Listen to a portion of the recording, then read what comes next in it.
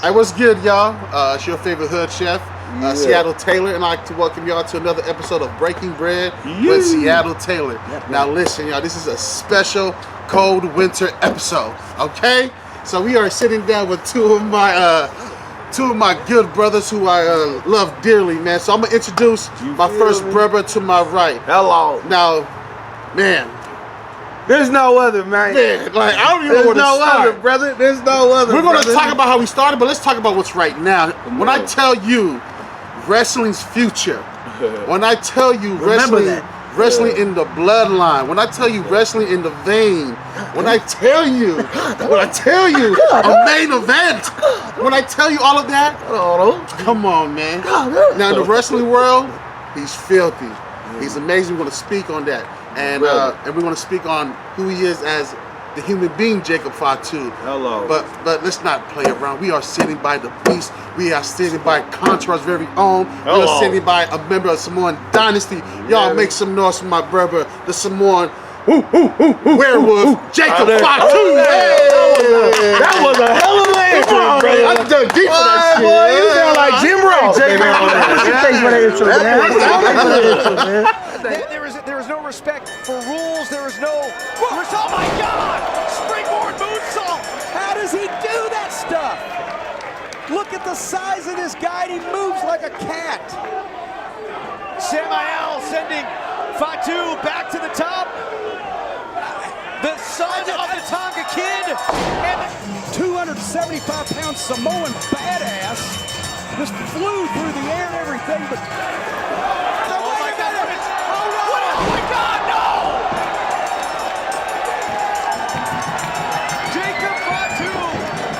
Let me warm up real quick, all right? Appreciate it, man. Appreciate it, man. I thank you for coming. Oh, love. Man, you know I love you. We're going to get into this mother sucker, but we're going to introduce my next brother to my left. Now, he's done some things in this music scene. Hello. He has made some songs that's going to live on forever. He has been places where an average person has never been to, all because of the gift of music, all of it because of the gift of his voice, all because it's the gift of his writing. He writes. And he makes his own music, his beats. I'm talking about the complete package. SpawnBreezie. What it is, my brother. Oh, man. I'm in love with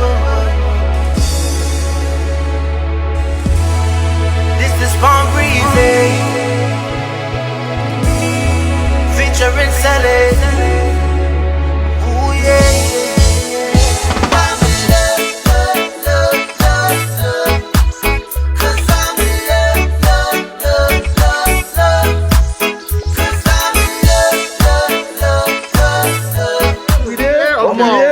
Listen, man, we are, if you can't tell, in a wrestling ring right now. So this is not a regular episode.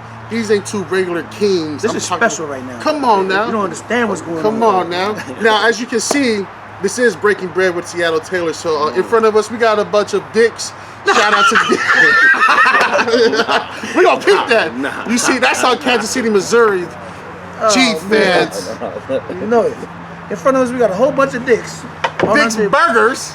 We're about to open up some burgers, break bread, and before we start and we do all of that, we want to give a special shout out.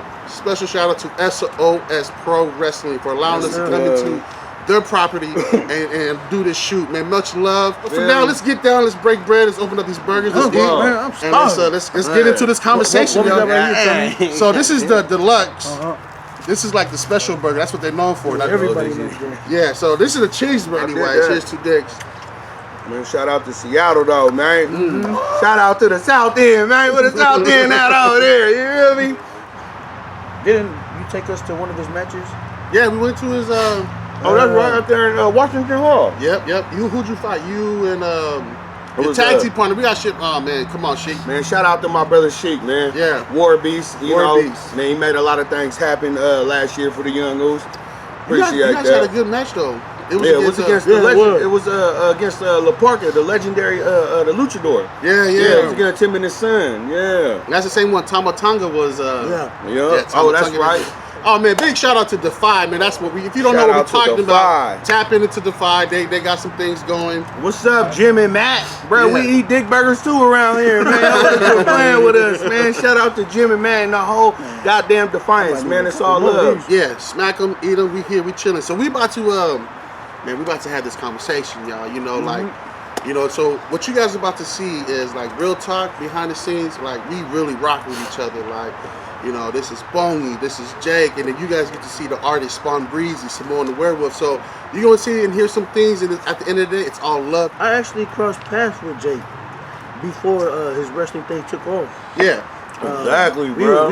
I was out there in Orange County at the time. Yeah. It was like 2010, bro. Yeah. 'Cause that's when Crown West was going, right? That's right, Yeah. bro. Shout out Uncle Tap, man. What's happening with y'all over here? Yeah. So me and him, we just shot the shit and we connected then. And so at that time, you wasn't Samoan the Werewolf, were you? Man, I wasn't nothing, man. I was just trying to make something happen, though, man. But I was, you know what I'm saying? Just, man, praise God, praise God. That's all I got to say at that time. You know what I'm talking about? We had a man? praise break. You know? Okay, hold But, on now. Man, I was still trying to figure it out, though, around that time. Okay, You know what I'm saying? so where are you from? What's your hometown? Man, I'm from Sacramento, California, the capital. We represent and hold it down. Real Sacramento King. We don't do nothing else, though. I love my team, but they, you know what I'm saying, we got to figure it out.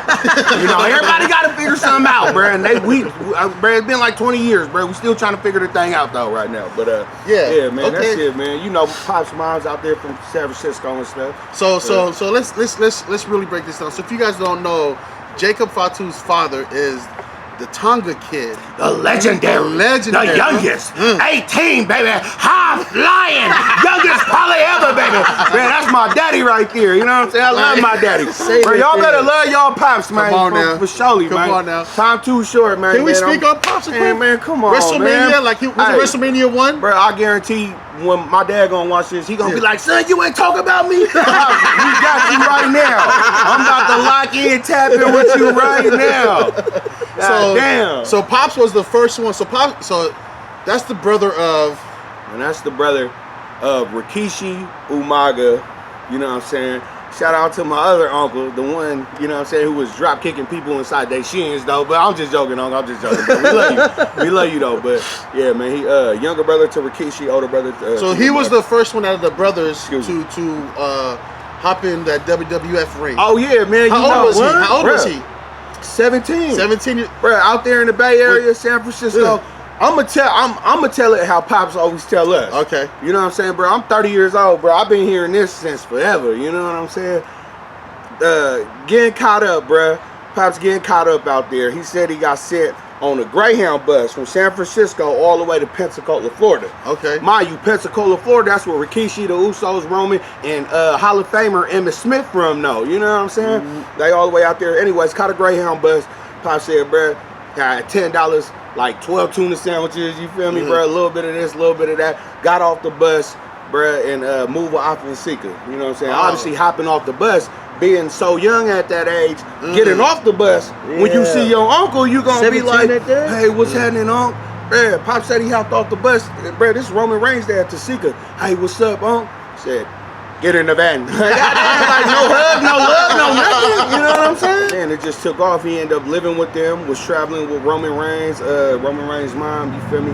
Uncle Sika at the time. Yeah. Didn't even graduate school, bro. Just traveling, setting up the ring back in the day. Okay. So setting up the ring because back in Alpha the day. Sika was with WWF at the time. Yeah, exactly. With, also with The Rock's grandfather, with High Chief Peter Maivia. Rest in you feel peace. me? Yes, Rest in peace to bro. But they was taking care of business. So when they was doing that, after years, you know what I'm saying, traveling, this one, Vince wasn't even the owner. This one, Vince McMahon, Dad was the owner. Yes, yeah. So Vince McMahon, Dad, obviously, during the house show, in this business, bro, and I mean, in life, period, you never know what's going to happen. Yeah. So a wrestler didn't show up. Vince McMahon, Dad told Alpha Sika, man, can your nephew work tonight? He said, yeah, absolutely. He's already been, bro, a couple years already traveling. He was, this Pop, same thing. He said, son, they called me in the back. They said, come here. I'm walking behind Alpha, Sika behind me. As soon as they get to the locker room, bruh, they close the door. He say, bruh, Unc turn around, slap him. He get slapped. He turn this way. Uncle, other Unc slap him again, bruh. Like, he didn't know what was going on. You feel me? Backed up, holy shit. You know what I'm saying? but they had to tap in with him. And you feel me, to let him know like he had the chance of his lifetime. Like, bruh, you about to work tonight, just go out there and listen. That was it, bruh. He was 17, wasn't even legal at the time, bruh. And bruh ended up getting hired that night. Do we remember his match? Who was it? Excuse me, no, he probably does though, but a couple months, like I think it was like 4 or 5 months later down the line, he ended up signing. That's when he was 18. Man, that's good. Yeah, you know what I'm saying? So we'd already talked about Pops and how he's doing things in the ring. The Tonga kid, he actually has shirts. He's online selling these shirts, you know. Tonga kid, you guys can tap in. Pops. We're gonna put the we're gonna advertise the shirts. You can tap in. Yeah. Make sure y'all maybe tap in with the Tonga kid shirts. We understand you're telling us the backstory of Uncle Alpha and Sika, but he was in front of the camera with Jimmy Fly Snuka. Oh yeah, Rest bro, in taking peace. care of business Man, with him. so he's this young 17, 18-year-old in the ring with a Hall of Famer, Jimmy they're Fly lying. Snoop. You know what I mean? Like I think that was filthy. So Pops is doing his thing. And Bro, he was up in there with Roddy Piper too. Yes. Oh yeah. We Hold on, can't bro. forget You saying a lot of big names. Yeah, like So man. clearly he come from a family of bloodline of Taking care of WWE. yeah. Like, bro, Taking care of like, it. who's all? Who all in there for the bloodline? Oh man, I'm gonna take y'all to the top. Start from you the know top. what I'm saying? Because man, once you go to the top, the only way to go is right back down. You know what I'm saying, bro? So we gonna take care of this, bro. Y'all gotta follow me though, real quick. You know, oh, bro, it started from High Chief Peter Maivia, the Rock's grandfather, Alpha and Sika, the Wild Samoans. My father, the Tonga kid / Tama, right? As soon as he was done, the Great Samu, which is Alpha's son. Yeah. And then Rikishi, Oh, snap. you know what I'm saying? Then after Keish, here came Yoko. And bruh, a lot of people don't know, bruh, Yoko was in like, I think it was like what, 24, 25? When he beat Hogan for the belt. You know what I'm saying? Like he was really, bruh, Uncle Rod was really the, you know what I'm saying, first Samoan champion, bruh, to really take care of the, you know what I'm saying, up in the business at that time. Yeah, bruh, he was young, bruh. But you know, bruh, but we're gonna get back to that. So as soon as it was Uncle Yoko, bruh, it came Eki and it came Umaga, Eki and my dad's little brother and Roman Reigns' little brother Matt as Rosie. It came them. That's right. Yeah, feel me? And they came on as 3-minute warning. Then Rosie did the superhero thing. Yeah. And you know, Eki came back as Umaga, and then it was Manu. Yeah. You know what I'm saying? And you know, Manu came in with Randy Orton. That's Alpha's son. Yeah. And then, bro, you know, you got man, shout out to my young brothers out here, man, grinding with me too out here in the independent scene.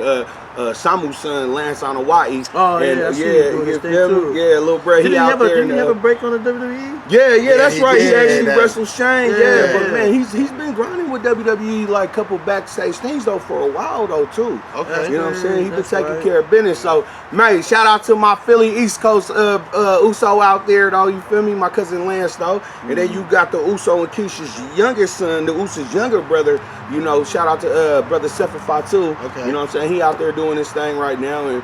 Man, that's it, man. We just grinding, man. Loving life, man. That's we ain't it. doing too That's much. it. Man, Okay. you know what I mean? We eating dick burgers though, but you know we ain't cold as hell goddamn out here, goddamn. But shit, we grinding right now. Okay, so as a kid, you are seeing Pops do his thing. Yeah. Are you loving it as a child? Are you loving the behind the scenes? Do you even know, like, at what age did you realize, like, these are wrestlers and You Dad know is what? you know what I mean? Like, where That's a good question, brother. Thank Man, you. it was it wasn't until, bro, until Keish was in his prime. Who was he under? Man, bro, he was under Rikishi. Oh, Rikishi, okay. Yeah, he was Rikishi. And when I seen him walk out in my hometown in Orco Arena, the same arena where Yokozuna won the 1993 Royal Rumble against Macho Man. That's how he got the shot for WrestleMania 9 to get the belt, though, right? Okay. So it was when I seen Keish, bruh. When I seen him walk out as Rikishi, bruh, doing his thing, bruh, I'm like, and then looking at the crowd, being at a young teenager, you feel me, trying to figure out what I was gonna do. Yeah. I was like, man, bruh, this is what it is. It's sacrifices, you know what I'm saying? It's everything, man, that comes with it. It's worldwide, but you know, just the sacrifices though that I seen, like that they made, just for the family to live good and take care of the family. You know, it was a beautiful thing. I mean, it was crazy, bro. It just amazed me though. Yeah. You know, to see how he was at the house, because mind you, I spent the past 2 days with him, and from spending the past 2 days with him to driving in the car to the arena and seeing how he just hit this switch to where it was business mode and it wasn't Uncle Junior no more, you know what I'm saying? But still taking care of us. Like, bro, he used to put us like up in the boxes and stuff. You know what I'm saying? Like NBA, like when because WWE, like they run out of like the NBA arenas. So, you know, but man, he always took care of everybody. You know, and it's just a good thing, bro. Real happy to you know, to be a part of this family, man. I love my family, man. And, it's just a good thing. You know? Yeah. Oh, he was back in the locker room. Oh, definitely used to go back in the locker room, bro. And it was cracking back there. They used to crack back there. Who's the funniest? It had to be Farouk, APA, Farouk and Bradshaw. And Godfather, bro. Godfather. Oh, I'm sorry, bro. You know what I'm saying? Yeah, it was Godfather APA though, man. Farouk and Bradshaw. They was off the hook though, man. Godfather really does rock with y'all too, huh? Man, I just really, seen a picture of him rocking the Samoan Dynasty. Yeah, man. He be rocking. He was very close to Taker and Yoko. You know what I'm saying, back in the day. So you know when he was like Papa Shango and stuff. So you know, bro, that was pretty cool. That's right. So as you can tell, there's a lot of rich history and a lot of stories we're going to get into with my brother. And that was just a warm up. We didn't even talk yet. Let me finish this burger. We didn't even start yet. That was just an intro. In this cold ass goddamn weather. Now we about to, man, ladies and gentlemen, like, whew, when I say music is life, like music is life. When I hear his music, it's amazing how what music can make people do. And man, you have that in you. You can change a person's mode. You can change the atmosphere. Your music is so deep. So I just want to start there real quick. Like, at what point did you realize you had that gift of music to tap into like the atmosphere and make people like, oh snap, what song is this? I feel, you know what I mean? Like, what point did you? Before I said I could recognize anything that I had, I first grew interest for music in general when I seen like just watching people's body language and how their energy shifts depending on what music they're listening to. Okay. You know what I mean? Like, bro, we was just talking in the car, like, man, there's times to where, like, if I'm listening to some things, about the energy, But if like, my wife will play some stuff and it's more emotional, it gets me more into it. So, like, bro, like, just the moment I realized that music is a power, you know what I mean? Like, I don't know, I don't want to say I'm a control freak, but I love to lead with purpose. You know what I mean? At what age did you first tap into that or realize that? I want to say like 7. No, it's for crazy, real, bro. So I've been involved in music all my life. We have a VHS videotape of me playing the drums for my dad's band. Our drummer didn't show up, but I'm 4 years old, bro, and I'm playing standing up. Like, there's no seat. I'm looking at this video like, who's that? Okay, hold on. You play the drums at 4. Yeah. And then 7, you tapping in to realize the power of music. Yeah. Well, that's when I first picked up a pen and really tried to do something with my own creative. At process. 7. Yeah. And then it just went from there, or like, did you like put the pen down and live your teen life? At what point did you really take music? Well, I didn't take it serious even at 7. Like, like I just wanted to see where my creative could take me, and I was just exploring. And then, you know, as I eventually started to grow older, I became a victim of the streets. You know, so me and my brothers, we doing a lot of dumb stuff. Things I ain't proud to say, but that's when I started finding out who I am. And you know, because the streets brought out the man in me, now I know how to have a backbone. And you know what I'm saying? But still, streets can do that. Yeah, but I was uncertain of who I was, like my personality, who I was, what's my morals, what's my values, my principles, stuff like that. But 14, bro, like my brother, he gave up on me. Like, he came and got me out of jail and was like, my bad. It was my 3rd freshman year. I'll never forget it. Your 3rd freshman year? My 3rd freshman year, bro. Yeah, I was getting kicked out of almost every school district back home. And I went to jail. My brother came and got me. He was out there at Kansas the whole time, brother? Yeah, Missouri. Oh, so where you from, real quick? Born and raised? Come on, baby. Well, I was born in Salt Lake City, but straight from the womb. You feel me? Kansas City, Missouri. Shout out to the Independence. Hello. You know? Good luck. Okay. So go ahead, man. Yeah, so my brother came and got me out, and he threw the towel in. Like, he got tired of beating me. He said that I wasn't learning nothing from that. He said, look, this is the last thing. This is the last time I'm gonna do this for you. After that, you gotta take care of yourself pretty much. So when he took me home, he went to the pawn shop right before he came and got me, and he got a keyboard, guitars, pianos, and he said, man, do something with yourself. So like, bro, mind you, I'm kicked out of school. I dropped out now. I ain't had nothing else to do, so I just started learning, teaching myself. And, yeah, after that, bro, like, that's why I wanted to pick up the pen again and see what I could really do with it. Do you remember your age or when you first made your first song, like recording and everything? I was 9. Oh damn! Yeah. But see, how I did it, back in the day when they had with the tapes. Yeah, you had it. So I played one. Yeah. I recorded one. I remember my first one I recorded was a national anthem. Yeah. So then I swapped sides, played on this one and record on this one, and doing the harmony. Yeah. So bro, by the time I got to old school. Oh yeah. Oh my goodness. Okay. So music is you're going through life, and then can we let's just jump into this SpawnBreezie, like where did so where I'm at right now, bro, like no, just how did SpawnBreezie the name come, and how'd you let's go, like where did SpawnBreezie come from? Well, I had Spawn way before the character came out. The character didn't come until '97. And I had Spawn way before that. My older brother just gave me that name, and it was S-P-O-N. S-P-O-N. Okay. But then when the character came out, it was S-P-A. That shit's nice. Let me go ahead and adopt that. But Breeze came from me, my dad, and my brothers. We had a family band called the Absolute Breeze. Oh, okay. So when I departed from them in 2006, I just thought it was right to take them with me. Yeah. So I took the Breeze and just slapped it on Spawn. Come on, SpawnBreezie. Okay.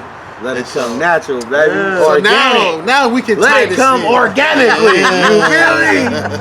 That's what I'm talking about, brother. So you are 3 years in the game, but you didn't hit yet. Yeah, nothing was working. Like I had a lot of songs that I think has potential of being a hit right now. Yeah. But because of just lack of exposure or experience, those songs went unnoticed. Yeah. You know what I mean? But it wasn't until I slapped them with when I decided to do culture songs. Like doing the Tongan song first. Yeah. Like when I say some poly pride is a real thing, like it's a real thing. Like we prideful because we understand that we are minorities of minorities. So all we have is us. We gotta be private. We gotta support us because if we don't, who will? You feel me? You know what I mean? Yeah, so when I did the Tongan song, all the Tongans were like proud of that. You know what I mean? They was begging it. Yeah. And then the more they studied me, they had to dig into my catalog, what other songs I had. So then I slapped them with the Samoan song, Samoan Pride, then built that up. Nice. So it was more so about culture, and that's something I'm forever grateful for. Okay. So just real quick, at that time, 3 years in the game, that's where you guys first meet. So this is before your career really hits, and this is before you really take that turn to become a wrestler. So just real quick, that is filthy. That you guys met up in a garage. And we're like, so bro, let's speak on this real quick. Me and Tommy was first started rocking when we first linked. But hold on. How the hell did y'all meet? I knew him first. How the hell did y'all meet? So when we first started rocking, I remember him. So for those who don't know, he's an MC of Emerald Dynasty. Yeah. A promotional company out here. So they brought me out for a show, and they hosted me. We were in the parking lot drinking, and he's like, yeah, man, sure, I got my cousin. They about to do a wrestling show out here next week. I wish you could stay. Meet my cousin, Samoan Werewolf. Jake, like Jake, Jacob with the tattoo. And like, bro, it's crazy. I was like, man, I know that. Shout out to my brother. Shout out to my brother. That's filthy because this is bruh. Yeah. And this is bruh. And for them to already have cross paths in the beginning, that's just so dope. So what was that song that took you over? Well, you got the culture thing, so we got. But the one that took everything for the next ride was Don't Let Go. Don't Let Go. Yeah. And that was 2011. And it's still fire. So my character, who I built myself to be, was all through the music industry. Like not being home, missing out on kids' birthdays. Yeah. You know what I mean? Only out of hunger. So when you talk about sacrifice, I feel like regardless of what industry you're in, to be successful in anything requires sacrifice. Come on. You know what I mean? Yeah. So like I grew structure from my experience in the music industry. So I built my character. So not releasing anything since then, it was a big awakening because I started realizing how the music industry is taking the shift. Yeah. Like now, like why are we throwing people out there? Like, well, my bad, I could go on day. Run it, come on. Like, bro, but the music industry and like, bro, you got people like Cardi B, that WAP song. Yeah. But then all of a sudden she feels, what I'm trying to say.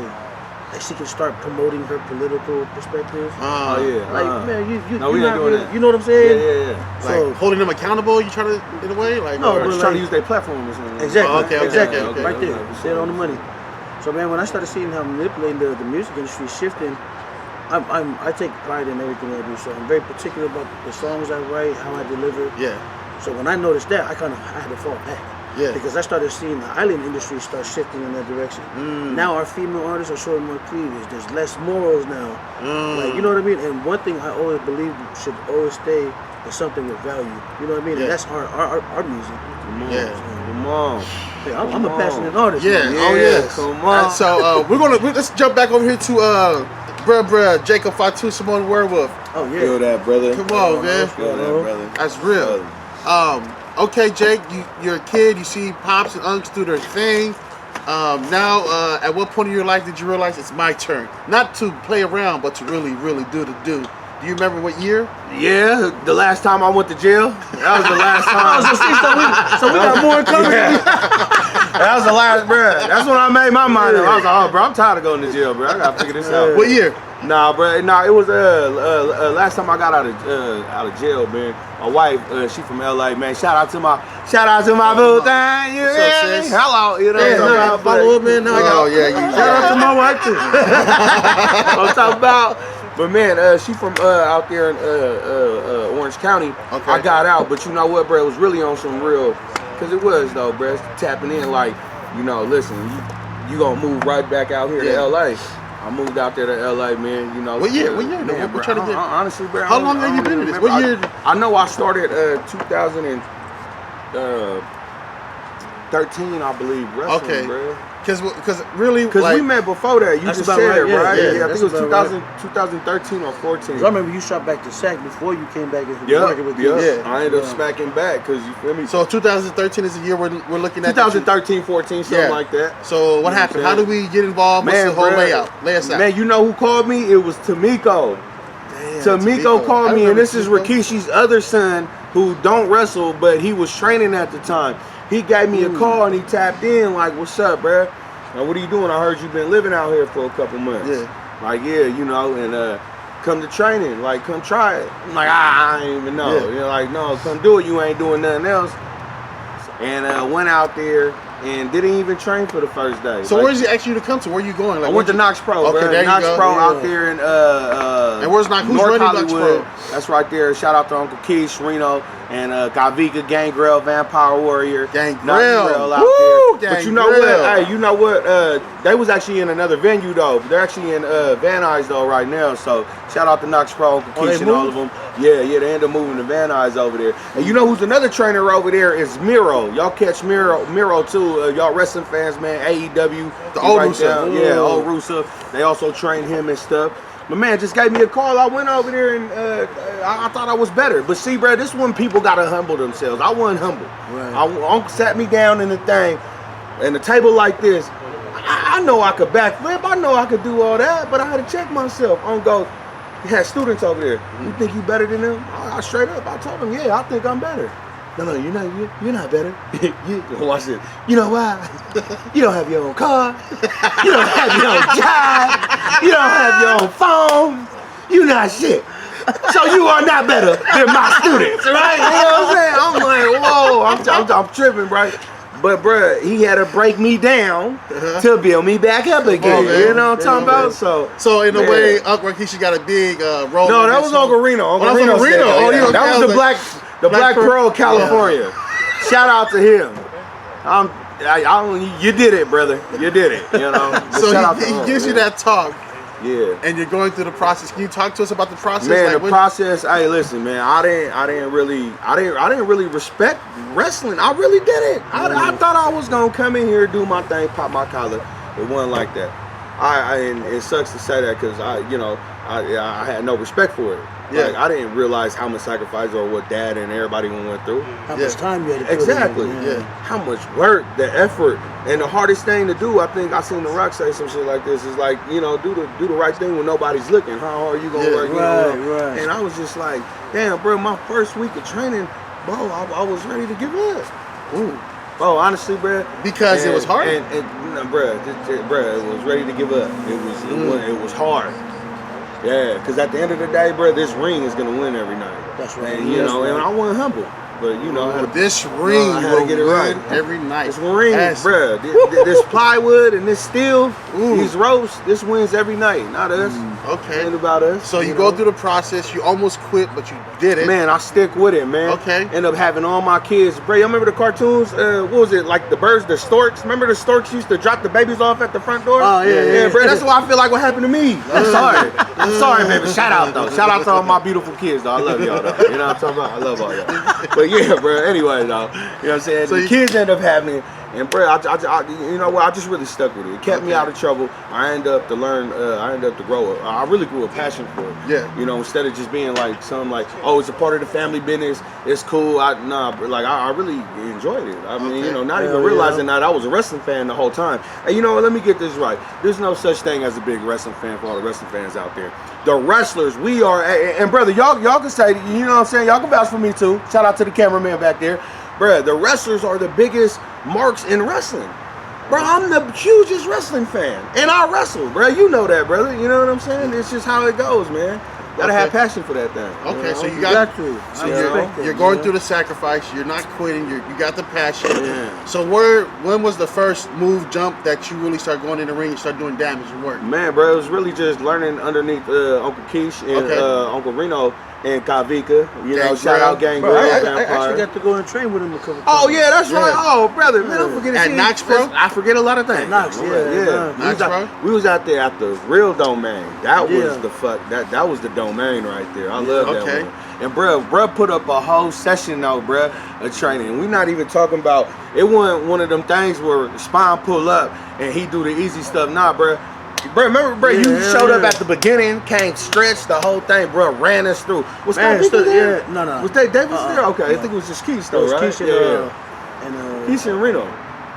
Okay, that's right. Okay, so how long were you in Knox Pro, and then when did we really start seeing Jacob Fatu? Because there was a transition when you were in Knox Pro to all of some. Because I'm a fan. Yeah, for you sure. family. I support you. I rock with you. I appreciate. I look up and I see Warbies. Yeah. So can we speak on that transition? Yeah, absolutely, man. Nah, it was. I mean, I never left the Samoan Dynasty. I mean, you know what I'm saying? We were still tapping in.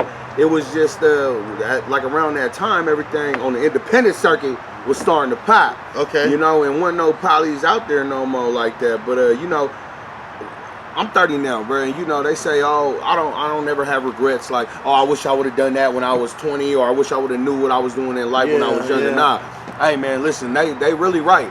And I mean, this is just me talking. Like, I really believe timing is everything in life, and you know, I just believe like the timing was right at that time. Okay. You know, for me to tycoon and you know just to go tap in, but I tapped in with Joe, with Sheik, my partner from Warbeast. Didn't even like him. Sheik. Bro, we almost fought each other. You know that, bro. We almost fought each other. How'd you guys meet? What happened? What was? Jeff Cobb and them had tapped in with me. Said I should tap in with the place in Los Angeles. Mind you, Joe's from Florida. Okay. He come to the West Coast bringing up an independent company, and you know, for some reason, the wrestling world weird. Everybody hating on everybody. Yeah. And, bro, like, come on now, like we got the same feel, like you know. But anyway, I guess that's just how I go. But Joe came out here to the West Coast, made a statement, ended up bringing RVD, Pentagon, and everybody. Tapped in. I tapped in with him.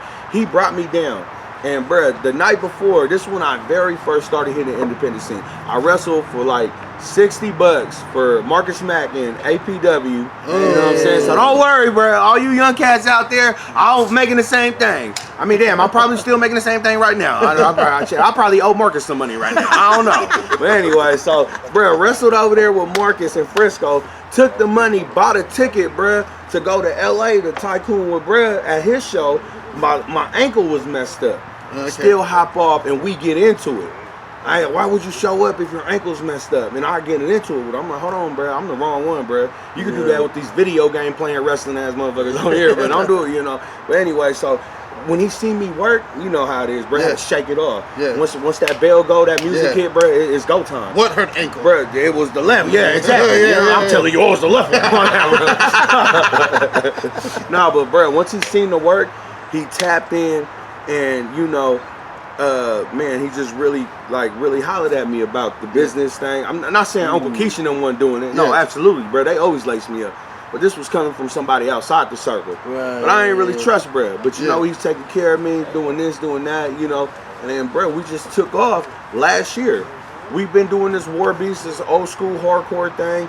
It been coming back. It's been getting over. And matter of fact, we out here in Seattle right now. Yeah. So shout out to Defy. I think we said that before. But you know, man, it just took off from there. Okay. Now we on MLW. Well, hold on. Wrestling. He's just like, it just took off from there. Let's really put the resume to play. Okay. You were Defy Tag Team Champion at one time. Defy Tag Team Champion. At the same time, you were the MLW Heavyweight Champion. And then you were the APW Heavyweight Champion. And then you were the PCW Tag Team Champion. What states can we call the states? So that's Washington, Cali. That's Washington, Cali. Where else we at, bro? Chicago. And then it was Florida. Yeah. So you in like 4 different states. Yeah. Walking around with the belts. Yeah. And another cool thing, I got to wrestle in dope buildings, bro, that Uncle Yoko wrestled in. And that's man, bro, just by the grace of God, bro. Man, it's just crazy how all this happened, bro. I'm talking about from Stockton all the way to Tijuana, Mexico, where my dad used to wrestle in. And it was just crazy, bro. So you know, I want to stay on that lane real quick. How about this? Have you ever wrestled somebody that your dad wrestled? Oh, yeah, man. Well, how many? Shit right Spread it, man. We can edit it out.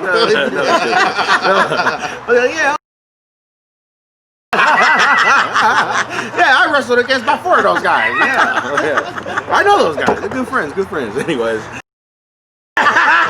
Those are now they're my friends. Now your friends are my friends, Daddy. Come on, man. Anyway, so yeah, bro. Nigga, we need a break.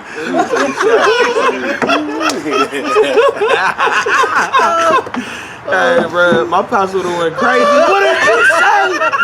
What did you just say on Thomas? Your next interview, you'll be like, this time, don't talk about Okay, so but can we get some let's get some names. If you ever want some cold drinks, just put your bottle outside in Seattle, outside in the backyard. This shit get cold. This shit cold as hell. He brought it to me warm. It's cold. Anyway, man. Hey, so, who were? Can you name though a couple of or like man. And how cool was that? Like, well, let's get the names though. Like wrestlers that you went against that your dad wrestled with. Really, the coolest cats that I met that my pops knew. It was always the luchador. It was always the Mexican wrestlers. It was La Parca, the real La Parca, the one that was in WCW. And man, shout out to Psychosis. Yeah. Shout out to Psychosis. And man, my pops actually made one of my dreams come true. I wrestled Psychosis in San Jose one time 2 years ago. Like around this time. It was October around this last year, yeah. Oh, that thing was pretty cool. That's dope. Yeah. So those are the couples that was in the ring with your pops that you were in the ring with? Oh yeah. I mean Jimmy Snooker too. Seen Jimmy Snooker. Oh, Honky Tonk Man. You was in the ring? Honky Tonk Man. What's up, Honky Tonk? That was my dog right there. Bro, Honky Tonk was the first man that ever gave me my $20 bill, bro. Yeah, bro, his hair was like Elvis. He's like, right here, kid, take that right there, kid. Yeah, go sell some 8x10s, kid. Go sell some, you know what I'm saying? Shout out to Honky Tonk, man. Shout out my dog right there, yeah. And like, once again, now I'm hearing all this passion story. Man, that's so dope, man. I love it, man. But speaking of passion, I want to hit something with you, my brother SpawnBreezie. We are living in a different time, and you actually made a song. Like, I want to say this real quick. So what SpawnBreezie did is he went on Facebook Live and literally made the beat from beginning, but he was talking with the people, and it was like, how you think? What do you feel? What do you think about this? And they were going, and I'm watching my brother going like, we're all in there, and he just from beginning to end made a beat, and then he made a song. Can we speak on this song quick? What's the name of this song? Be the Change. Be the Change. Can we? I only reason because we're talking about passion, and he earlier talked about how he's very careful what he write and put out. He made the beat Wednesday, wrote the song Wednesday, finished it Thursday, and then there was a music video by Friday, and it was released. God, bro. And it's filthy. Now, you can only hear it on Facebook? YouTube. YouTube. Yeah. So it's on YouTube. Be the Change. Can we speak on that? Because man, that one, like how you interact with the fans. But at the end of the day, like in 3 days, you done wrote it, music, shot a video. And I think the process of that particular record moved so fast was because there was a lot of genuine intentions. You know what I mean? Like, bro, if you look at the world that we're living in and all the shit that's going on in the world, like us as musicians or anybody with a platform who has a voice or that could be of change, like, if you take your job serious or you're that passionate, how you just said, then you have to have something to contribute to society. Like, you know, I have a lot of minority friends too, black friends, African American friends, that posting constantly like, man, this world, look, man, all my people, blah, blah, blah, blah, blah. But I'm like, if you can't contribute anything, then what good is trying to manipulate the people that's following you? You know what I mean? You're just building up rage, you're getting them angry, you're getting them wound I see up. what you're saying. But there's not, like, you're not leading them. You're not helping the cause. You're not. Like, if anything, you're just making it worse and making it easier for your followers to loot or act wild. You know what I mean? Yeah. So, like, the only reason I felt that process moved fast was because I know the world needed it. Yes. And, like, the fact that I built that record with those who were following, you know what I mean? It was from the people, for the people. You know what I mean? That's the word.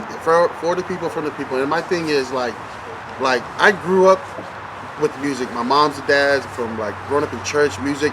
So the bar with my family in this ears with music is high. Definitely. And, like, sometimes I forget. Keep in mind, guys, he's a musician himself. Oh, man. You're so humble. But the thing was, like,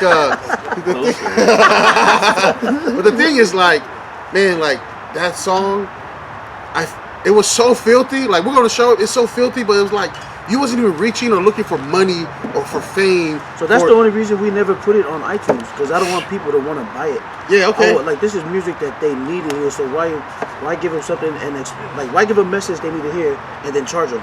Ooh. You know. No peace. No peace. No peace.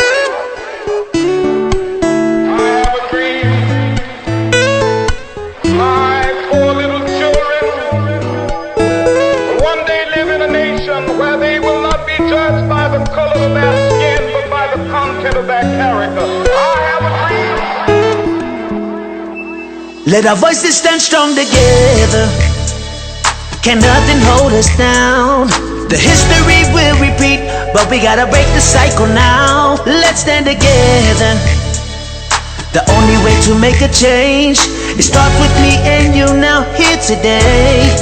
So let's be the change. Yo, so today we decide if we gon' let them divide us. We could end all the protests, the looting and riots, defeat all the evil and cheer for the righteous. I know it can seem the American dream, but remember your rights. No justice, then no peace. Low key, protect all the OPs, the OGs, women and children, but forget the system and police the police. Only we can protect us now. Only one thing left for us to do. Let our voices stand strong together. Can nothing hold us down. The history will repeat, but we gotta break the cycle now. Let's stand together. The only way to make a change is start with me and you now here today. So let's be the change. They say this land's built on violence, so why are we silent? See, our mothers are crying as our babies are dying. We don't wanna hurt no more. No more police brutality. We just want our equality. Never thought that I'd see the day of humanity afraid. We need to make a change. Oh, right now, only love could save us. Hope it ain't too late to bring us peace. Bring us peace. Let our voices stand strong together. Can nothing hold us down. The history will repeat, but we gotta break the cycle now. Let's stand together. The only way to make a change is start with me and you now here today. Let our voices stand strong together. I have a dream when all of God's children, black men and white men, will join let's stand together. The only way to make a change, it starts with me and you now here today. So let's be the change.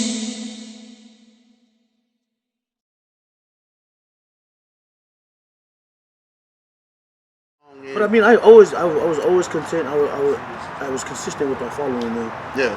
And the reason I stayed relevant was because after the Dear Billy in 2011, like I had changed. I had a lot of personal growth, personal development in the mix. And then like, man, when you look at our Polynesian people, we suffer from gout, high blood pressure, diabetes, obesity in general. So I utilized like my transformation. I went from 375 to 240. Like just through like weight loss transformation. You know what I mean? But bro, in the process of that, like I learned that like, man, this is more of a mental thing. You know what I mean? And, lifestyle. Like if you look at us Polynesians, bro, we choose sense of humor to compensate for our insecurity. You know what I mean? Like, man, nah, shit. I kill all this right here, though. Yeah. You ain't gonna eat that. You know what I mean? But we take it lightly, but yeah, we don't understand that it's doing more of a mental damage than it is physically. So, bro, that's how like Polypump came about. You know what I'm saying? And so can we speak on that? Like, so now we have the music scene, but you do have Polypump. Like, what is that? How did you get involved with that? Like, what is? Can you speak on that whole Polypump? Like, yeah. So a few of my brothers from back home, like, you know, you're in the gym. Why not make something of it? You know what I'm saying? So we started like a whole fitness group. You have Iron Addicts, you have Strength Cartel, you have like all these groups within the fitness industry. Oh damn! I figured like, man, why not just start something ourselves? You know what I mean? And I think the most beautiful thing about it is one, it could be a beneficial business, but two, like our people need that message more importantly. So I figured like, man, if I could go to a fit expo and draw our people there, they'd be more obligated to get more into it with the you know, Zumba, HIIT, the lifestyle, stuff like that. Yeah, and then by the way, this is one of your shirts. Yeah, it's Polypump right there. Polypump right here. If you don't know about that, tap into that Polypump. You know, we're gonna have the www. I need a Polypump shirt. Get a Polypump. We dashed around. Like, I want to really now start talking about this music, Spawn. Yeah. What's okay, so there's hip hop, and then there's R&B, and then there's island reggae. I feel every time I play my island reggae music around non-Polynesians, blacks, whites, they gravitate. They love it. What is this? How that's awesome, dude. Yeah, they love it. Yeah. What is missing from the island reggae scene for it to really elevate and to really be on a platform where, like, we ready to live it, but like, what's missing? Bro, so, you know, shout outs to Big Brother Fees. We have deep conversations like this, you know what I mean? I don't think we're missing anything. You know what I mean? So, like, you know, kind of like work or success. And success was that easy. Everybody would be successful. Okay. You know what I mean? So, like, feel good music, island music, it's like a treasure. You know what I mean? Like, instead of trying to make island music go mainstream, make the universe and mainstream come to island.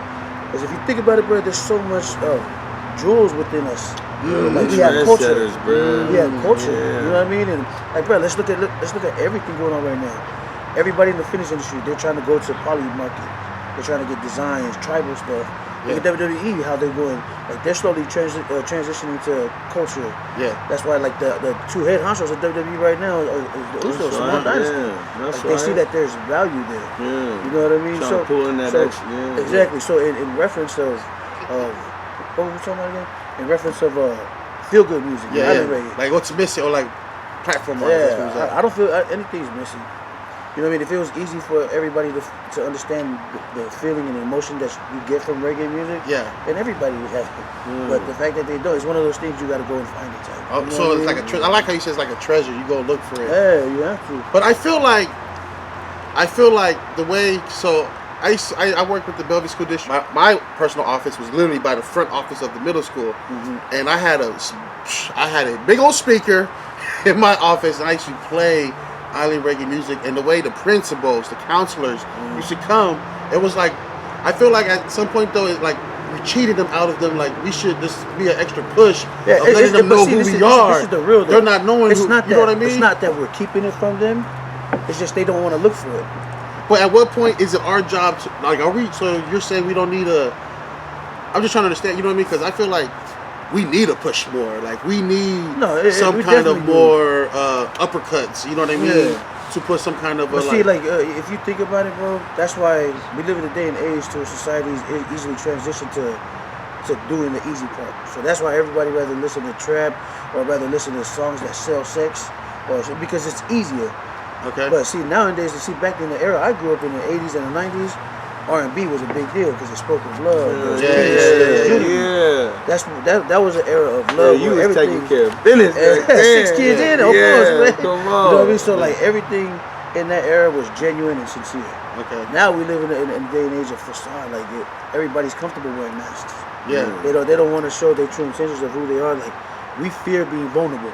Okay. You know what I'm saying? So like, what the energy that Island Reggae gives, it's not that it's frowned upon, but it's universal and it's easy, just like being happy. You know what I mean? Yeah. But not everybody seeks that happiness. You know what I'm saying? It's not that we're keeping it from them. It's just they've yet to be explored to that. You know what I mean? Okay. I get that. I'm with it. Run that.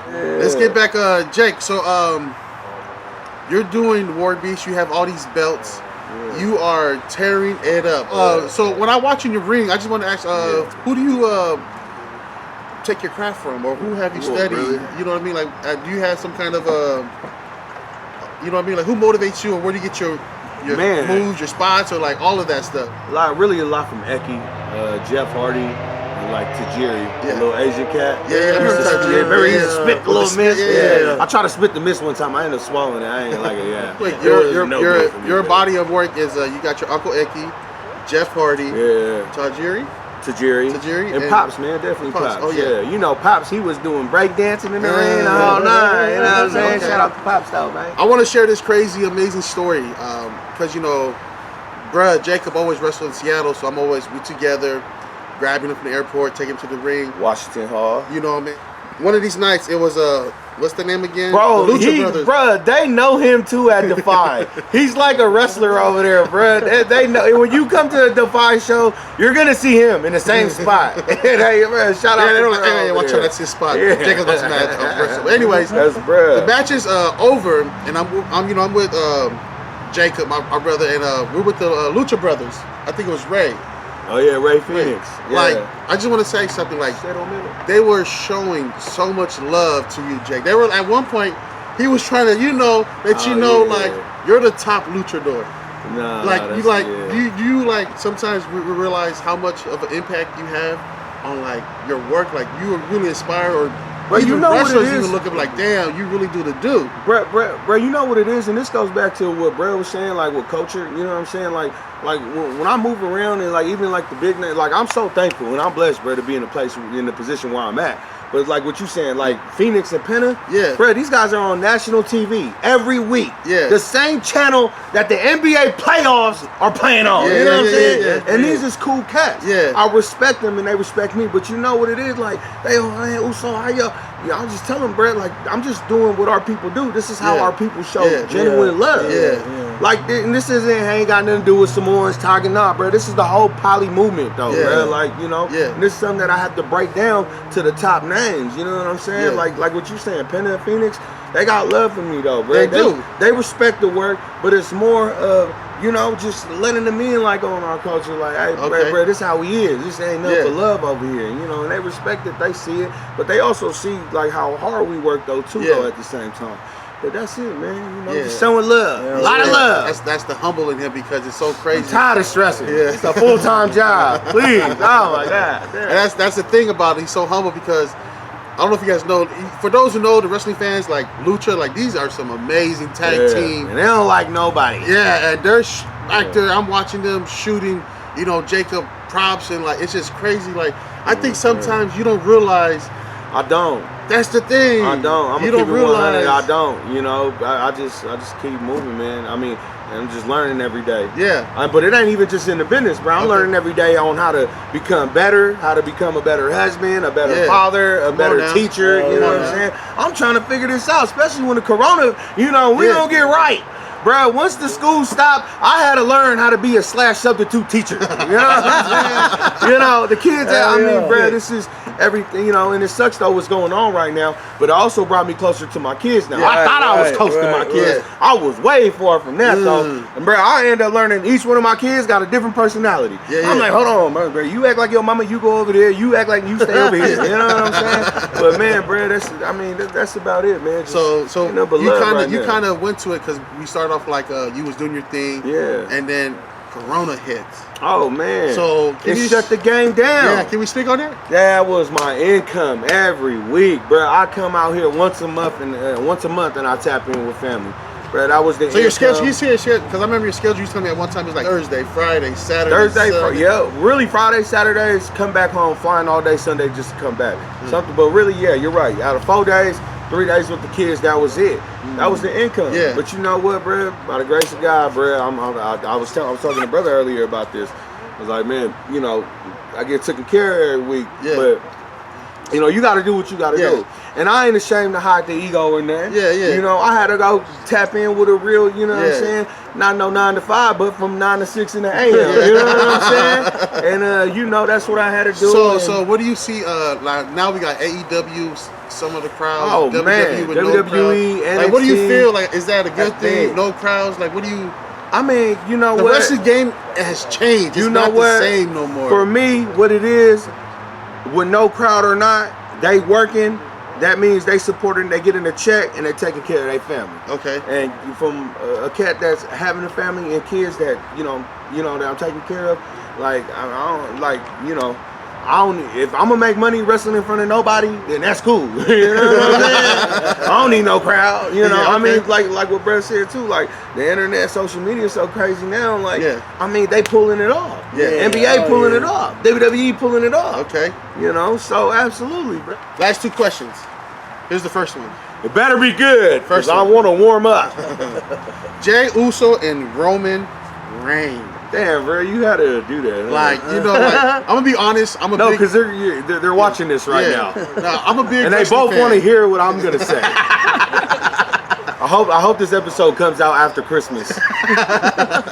So look, I'm a big wrestling fan. My dad's brother wrestled. That was my hero, Uncle Joe, Polynesian Prince, Wrestling Love, and then that's my dad. So we grew up under that, and then later on he tapped in with my Uncle Fred, Wrestling Love, Tasmanian Devil. But man, as a big wrestling fan, I kind of fell off, but I tapped back in when I seen this Roman Reigns and Jey Uso fuse. Man, and then let's just how you feel, and then that match. Can we speak on that match? Like, what's your take? Can I get your take? I mean, I think it's like. I gotta choose my words. I gotta think about this now. You know, they all gonna see this now. Now, with the match, I mean, that's big dog. That is. You know, that's big dog. At the end of the day, that's big dog. You know what I'm saying? He making moves, but I feel like the match happened how I thought it was gonna happen. And I'm sorry to say that though, my brother. I love you. You already know where our love stands, but. No, I feel like that's what happened. I feel like it was a major move though. Yeah. But I was telling Spawn after watching last night, now they going into Hell in a Cell. Yeah. Now where does this go? I mean, besides making that good dough. You know what I'm saying? Like where does this go? What do you think, Tony? Yeah. It's man. You gonna ask me now? We gonna ask you some questions now. Hold on, no, because you gotta finish these minutes real quick. Let me finish real quick. I just want to say this quick. Like the storyline had the pops involved. Like, are you? No, you know what I mean? Like, I think it's as real as it can get, bro. Like, it ain't no. So it's real. Yeah. Like, it looks real. It feels real. What Roman is saying, what the other Usos is saying, it feels like they're really. Well, it does feel. No, I mean it's real, bro. We just talked about this earlier. Yeah. When Bro hopped on the thing, he was like, and then all I get is, which one are you? Like, bro, that's real, bro. That's when I knew it was real. Yeah. It's real. So do you like it? Nah, you know what? Honestly, like honestly, I love it. I love it because, bruh, that was one of my dreams to always do that on a big platform in WWE. Yeah. And nobody knows about this, and the boys are probably gonna start laughing and thinking I'm marking out. No, yeah, bro, that was like one of my biggest dreams, bro, to do that on a big stage like that. Okay. Was to wrestle my own family, and I mean, they're doing it right now. Nice. So on that type of hype, I'm happy for it. You happy for it. with So you like it? Yeah, yeah. You like how it's going? I mean, because that I'm damn near, living my shit right now. Like I always dreamed about doing that. Hell yeah. Man, they getting money right now together too. But other than that, I can't wait to see what they got going on in Hell in a Cell. And you never know what's gonna happen with WWE. You are under MLW contract. MLW, Major League Wrestling. Yes. And so with that being said, I want to ask you this question: what is your favorite type of show to tune into, WWE or AEW? Man, Major League Wrestling. You know I ain't gonna mess this chick up. You feel me? I love the company I'm signed to. Y'all taking care of me, big brother. My wife just texted me saying y'all sent the deposit. Thank you. I love you, Court. I love y'all for taking care of me. Okay. Quick second or two. What's your take on AEW? AEW, I think is awesome. I think what they doing is great. I think they're giving a lot of undercard talents a shot. I mean, we're not even talking about just cats that's building up a name. No, we talking about people we ain't never heard from. They're giving everybody a shot. And like they ain't discriminating. They ain't tripping over what color you are. They ain't tripping over if you're gay or whatever it is. They giving everybody a shot, and I think that's what everybody deserves right now in this wrestling business. So shout out to Cody Rhodes and the Young Bucks and you, Mr. Tony Khan. And if you sign the check, brother, I can't wait for you to be my boss, big brother. You know what I'm saying? We gonna edit that shit out because I might get let go from MLW. We're gonna have to edit that part out. You know what I'm talking about? What is your take on WWE? What, just as a company? Man, as a company, I would love to be there. Honestly, I would love to be. I mean, I'm happy. I thank God where I'm at right now. But even Court Brower knows this. We can speak on this. WWE, bro. Yeah, that's somewhere I want to go. My dad, everybody been there. Yeah, somewhere where I definitely want to go. So if WWE and AEW's contracts on the table, which one you signing? Man, brother, really, and we gonna be on some real stuff, and this is what Keish, and I think this at the point in time, this is like where sometimes like they be having our poly people, you know what I'm saying, sometimes like a little messed up. I think, bro, like whoever cutting the check, like I gotta know my worth. It ain't about more money, but it's about longevity, and that's whoever got the most longevity, and we can make something happen. But for right now, bro, honestly it's 50-50 right now. 50-50? It really is. It's 50-50. What is your worth? Man, you know what I'm talking about? I don't know. We gotta holla at Vance and Cody at the same time, Okay. But man, it's priceless though. It's priceless. Believe that though. Right on. Major shout out to my brother Jacob Fatu, Samoan Werewolf. Cold out here. I appreciate your life. Thank you for coming down and tapping in with us. You know what I mean? You know what it is. It's always love. Look, I'm a fan. You have come a mighty long way, my brother. I'm a fan of this. Yeah, I appreciate it, bro. I'm a fan of you too. Yeah. Love to you, wifey, sis, and the kids. Blessing to the family, man. Moms and pops, Uncle TK, Auntie Mel. Love you. I'm getting major points from my wife right now. Major points. Shout out to Uncle TK all day, Auntie Mel, and the squad, the kids, your siblings, man. It's always love. Man, thank you so much, brother. Man, that was beautiful. Make sure y'all tap him, Samoan Werewolf, Jacob Fatu, on social media and everything. And Twitter. Come on now. Samoan Werewolf, Twitter. Come on now. You know what I'm saying? Facebook, Jacob Fatu. Instagram, _Samoan _werewolf. Get him. You want my phone number? You can't have it. I'm sorry. You can't get my phone number. So, man, my brothers, my brother SpawnBreezie, it's only right, we end this with you know what I mean, because you are the man. But speaking about being the man, I feel like one of my favorite memories with my brother SpawnBreezie is when he allowed me to join him at this amazing festival that used to be held in San Jose called IRF Island Reggae Festival. My brother, I touched down San Ho. We was just, I got to see, we do concerts in Seattle, so I'm a fan of just like promoters that's doing it right.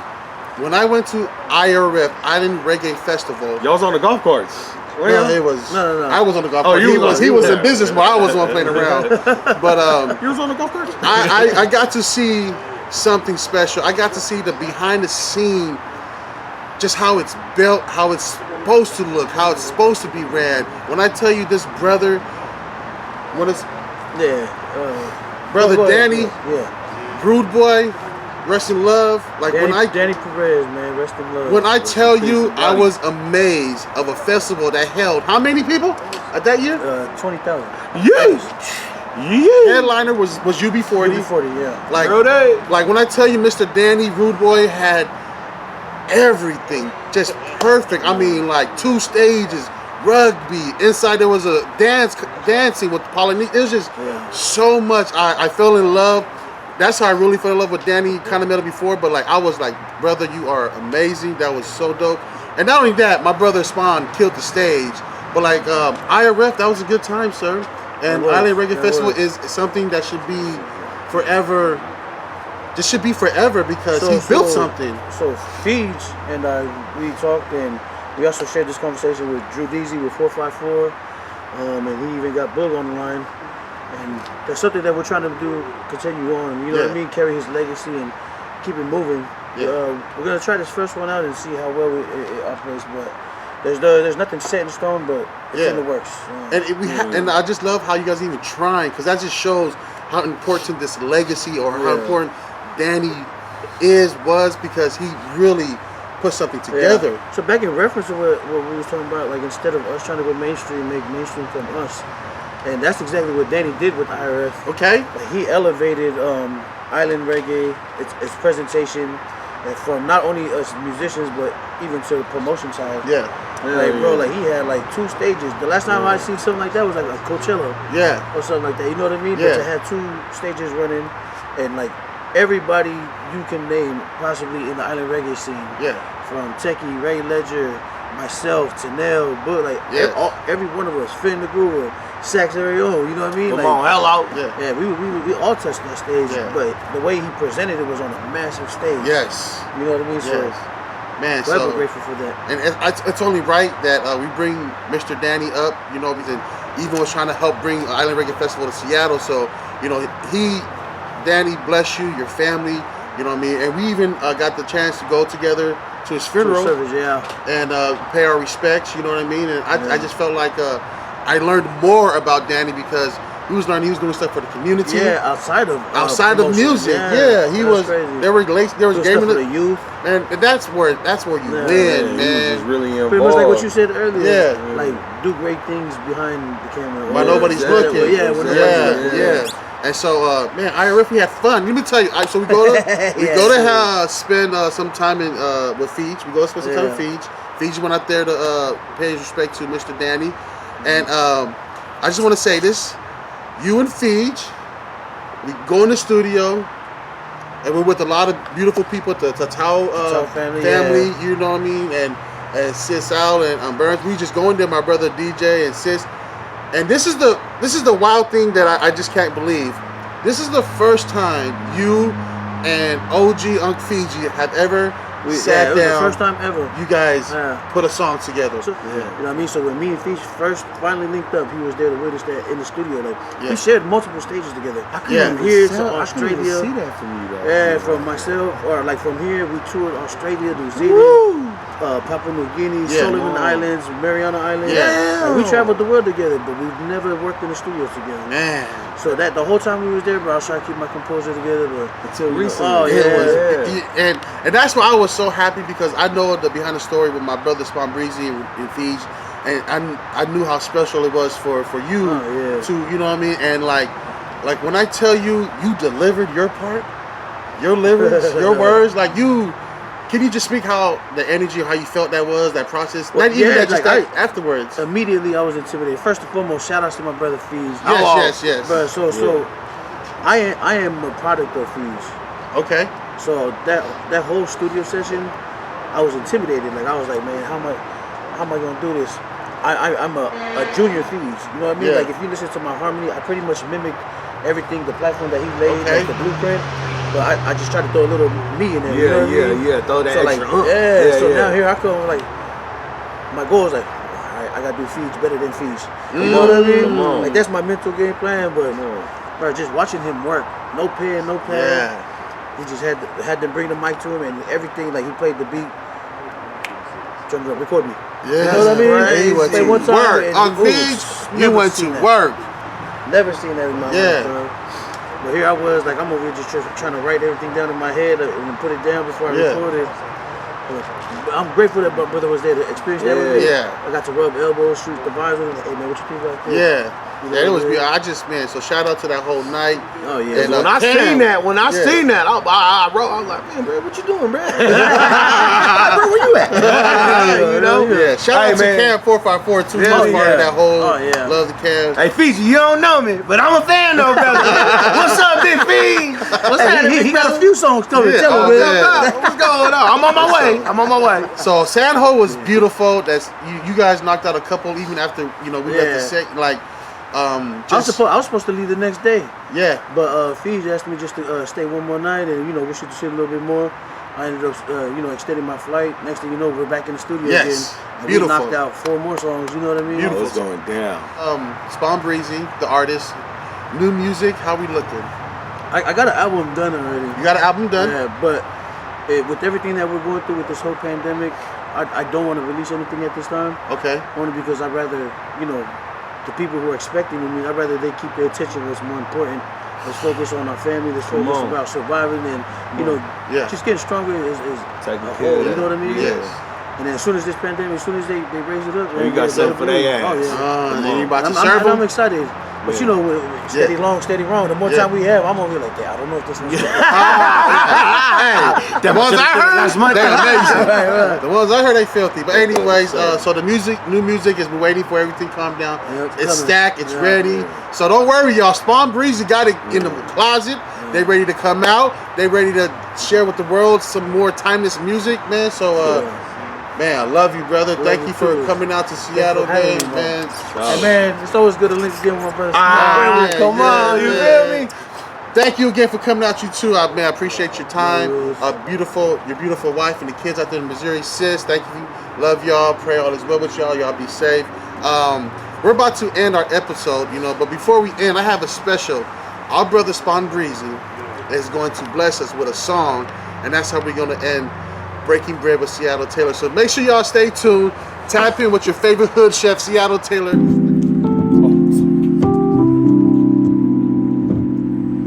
Take my hand and don't let go. I'm addicted to your loving. But if you should know how my love goes, then baby stay close. Yeah, you won't ever have to cry. So wipe them tears from your eyes. As long as you're by my side, you won't shed no tears, 'cause everything will be just fine. As long as you don't let go, don't let go, don't let go, don't let go. Ooh, everything will be just fine as long as you stay by my side and don't let go. Somebody sing it one more time.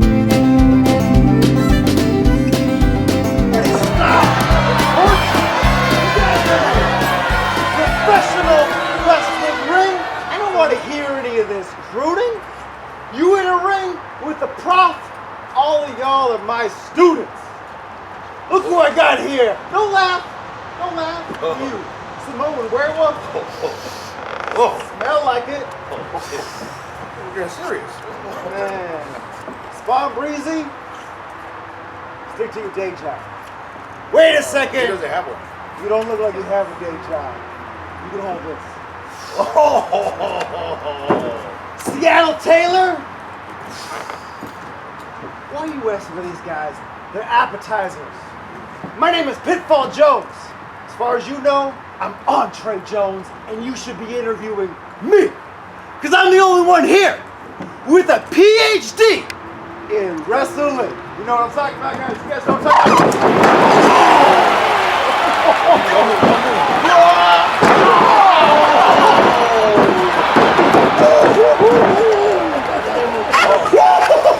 Is it my turn? Let's go, Tommy.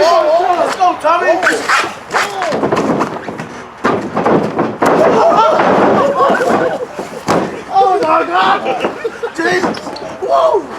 Don't you ever!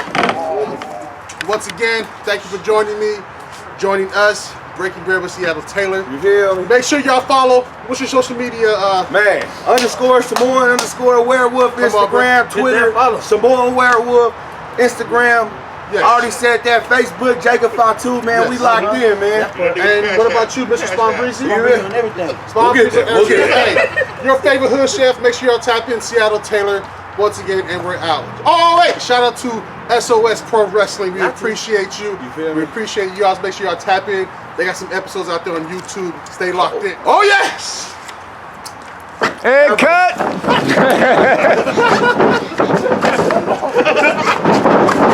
Take the line.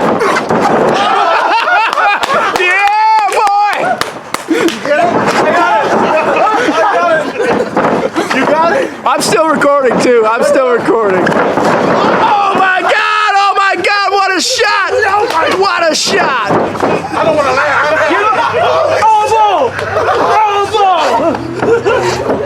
You gotta hit him with the. I'm so sorry.